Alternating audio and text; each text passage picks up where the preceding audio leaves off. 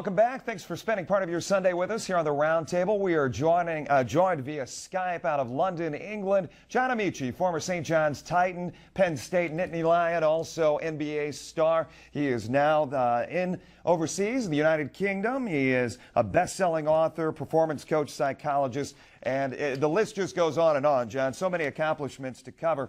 We are talking about the announcement that Jason Collins made earlier this week, and I wanted to share with you a couple of tweets that went out by CBS Sports radio host and commentator Tim Brando, and just get your reaction to these. Tim sent out this tweet earlier this week. He said, quote, "On the topic of Jason Collins, I really don't care, and frankly, why should anyone else? The quote-unquote hero worship is out of bounds. I'm glad he is happy." He continued. He sent out another one later, and it said, and I follow with this one. Let's go ahead and put that up for folks. "I called Jason and his brother's games in the NCAAs and was happy for him upon being drafted. He is a good guy, good for him. Hero? No, sorry." He sent out another one, John. It said, "I'm hearing Collins is a hero because he made history. Okay, as a sports commentator, if I make a sex tape, is that history? The word matters, okay?" Somebody wrote back to him, John, and said, "I'm not agreeing with anyone here, but why does Collins get praised for sharing his views, yet Tim Brando can't share his?" And Tim finished the night saying, "Simple, being a Christian white male over 50 that's raised a family means nothing today in today's culture. The sad truth, period." Does this kind of touch upon what you were saying before we went to break? Yeah, I mean, his arguments are ridiculously spurious. They bear no resemblance to the backdrop of America today. They just don't. The idea that somehow white men over 50 who are Christian are somehow a maligned minority is an embarrassing thing to say. And it only indicates the elephantine size of the privilege that he has. Because only someone with a tremendous amount of privilege, an inordinate amount of privilege, could say something so heroically dense. And it really is a moronic set of statements. Now, I'm with him as far as hero goes.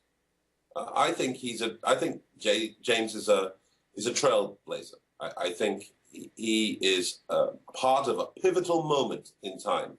I think he's sitting atop of a crest of public opinion that can have radical and positive impacts on all of society, not just lesbian and gay people and young people, and not just sports. That much is true. What he's done is very, very brave, and part of heroism is the impact that you have on people around you. And I can tell you for a fact from the messages I've received on Facebook and Twitter from young people from Doha, Qatar, all the way to Bulgaria, as well as across North America, that his impact on them has been heroic. These young people who contacted me feel safer, and they feel more hopeful because of what he's done. Now, you don't have to fight about the semantics of the word hero. You can simply, as a writer, you would hope, be more eloquent. John, I was curious, as far as some of the articles that came out and your comments, you said you know of other individuals who are in professional sports right now who are in the closet and are just waiting for that time. Is the time now? Are we going to see more of this? And is it just basketball, you think, or are other sports going to we're going to start seeing more of this come out? Look, I'm not surprised that it's the NBA that this has happened in, because the NBA is one of the more progressive leagues. David Stern, I spoke to him not 3 or 4 days ago now, about similar issues, but not about Jason, actually. And he was unequivocal in his support. And he's not supportive of diversity for ridiculous poster book reasons, not for fluffy, warm, come-by-our reasons. He's into diversity because he knows that he wants the very best athletes in the world to play in his league. And he wants the very best athletes in the world playing in his league to play at their peak performance. And he knows that you can only do that when people feel safe, when they feel secure, when they feel supported, and when they don't have to hide. And that doesn't matter what demographic, what identity trait you're talking about, that remains true. It also is true in every career field you can imagine every corporate environment you can imagine, as well as in sports. So I'm not surprised it's happened. But let's not forget the backdrop of this.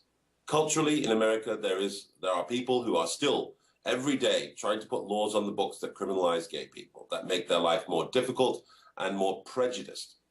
There are also 29 states right now where you can be fired for being gay, where you can come into work and because you've got a picture of your partner up on the wall, you can be fired with no recourse. There are 50 states where if you want to rent an apartment, a landlord can just say no because you're gay. And there are many, many, many other laws like this that impede and inhibit the lives of lesbian and gay people. So this kind of privilege, this man's privilege when he speaks about he is somehow the maligned minority, is an absurdity not worthy of his humanity. John, I was curious, and I asked somebody earlier this week. I wanted your take in our remaining moments. Once again, John Amici joining us via Skype from London. Is this the new civil rights battle of this era? I just find, I know people want to be able to attach a label to a movement, and that way they can get their minds around it more easily, but it just doesn't help. All that happens when people start talking about the LGBT, gay and lesbian people, trans people being the new civil rights movement, all that does is help to irritate African American people who went through what was properly called the civil rights movement. All it does is divide, and I'm not interested in that.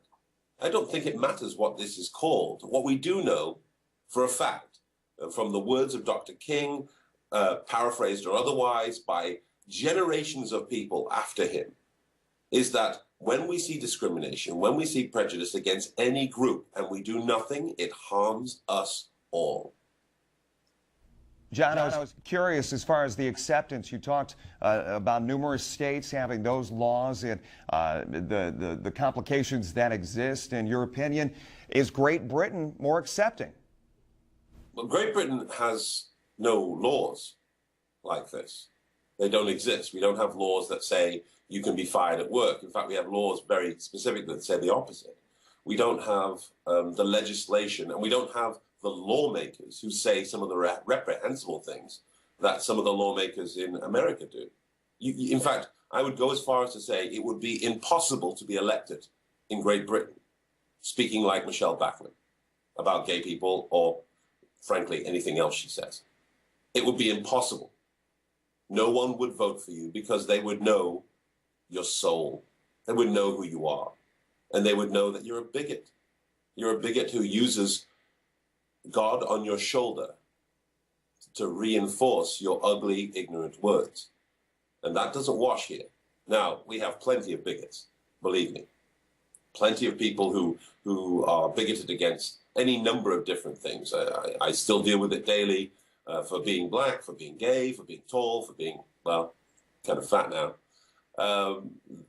This happens. So Britain is no heaven, if you like. No oasis away from all prejudice. But what we don't have is it legally enshrined. We are in our last minute or so. I wanted to ask, we have just seen the release of the movie 42, heralding Jackie Robinson and what he did for sports and Major League Baseball. Do you see parallels as far as Jason's story and Jackie Robinson's, or are they just too far separated? They're too far separated. Too far separated. And also, I would say, again, it's another one of those comparisons that isn't helpful. You just can't pull people out of their moment in history, stack them next to each other, and try and make a comparison. That's something that the media does every 50 years with presidents. Pulls them out of their epoch in time and tries to compare them. And it's impossible without the contextual, cultural, and temporal background in which they existed. So those comparisons are usually fallacious, to my mind. John Amici joining us via Skype from London. We so appreciate you taking some time. Of course, better known as a former St. John's Titan here in the Toledo area. Best of luck to you and your continued travels. Thank you so much. Take care. We'll be right back right after this. You remember.